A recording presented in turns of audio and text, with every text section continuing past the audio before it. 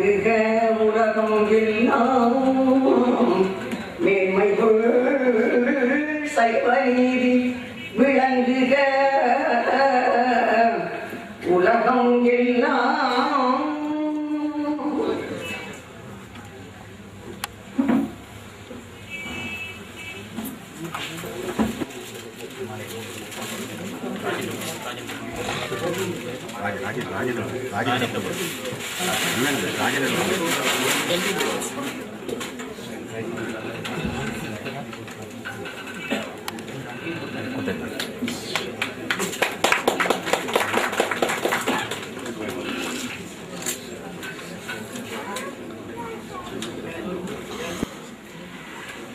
கம்பன் கழக கூட்டம் ஒன்று நடைபெறுகின்றதோ என்ற ஒரு திறமையாக இருக்கிறது.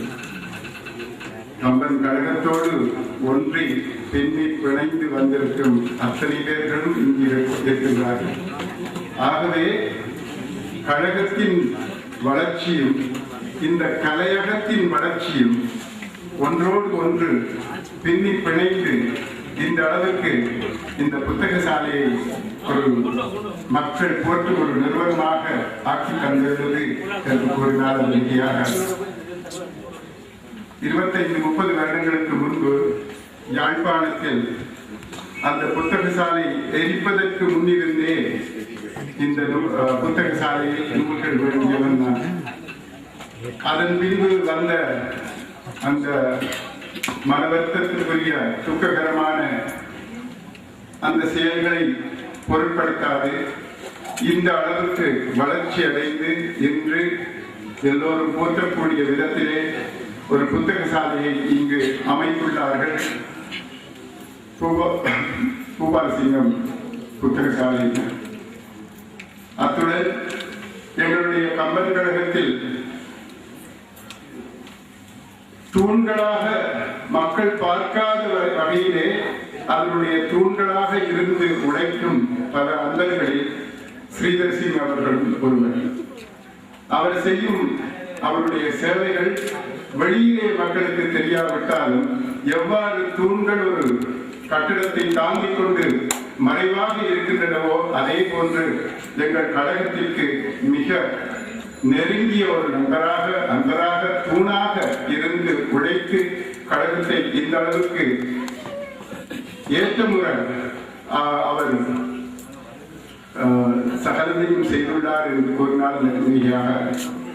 நூல்கள் எவ்வாறு நூல் ஒரு சேலைக்கு அவசியமோ ஒரு நவீன அறிவுள்ள மனிதனுக்கு நூல்கள் அவசியமாக அமைகின்றன. நூல்கள் படிக்கும் அந்த ஒரு பழக்கம் இன்று ஓரளவுக்கு குறைந்து வருகின்றது என்று கூறினால் நீங்கள் ஏற்றுக்கொள்கிறீர்களோ தெரியாது.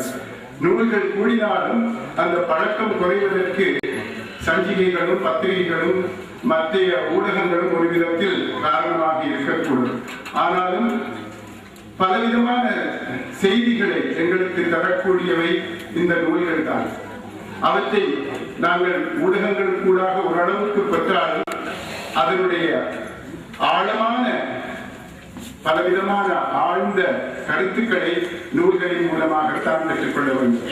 ஆகவே அப்பேற்பட்ட ஒரு நூல் வழங்கும் விற்கும் புத்தக சாலையாக இருக்கும் இந்த பூபாலசிங்கம் புத்தக சாலையினர் எங்களுக்கு தொடர்ந்தும் தமிழ் மக்களுக்கு நல்ல விதத்திலே பக்குவமான நூல்களை எங்களுக்கு தந்து எங்களை வளர்ப்பார்கள்.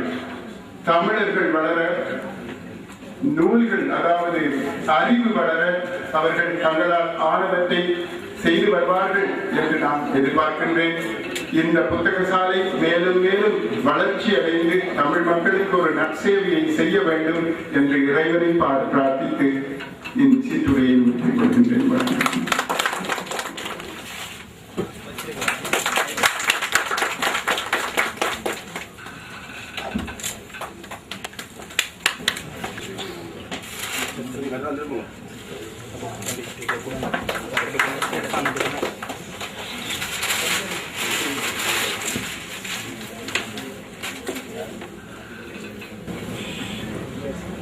திருமதி பூபாலசிங்கம் அவர்களை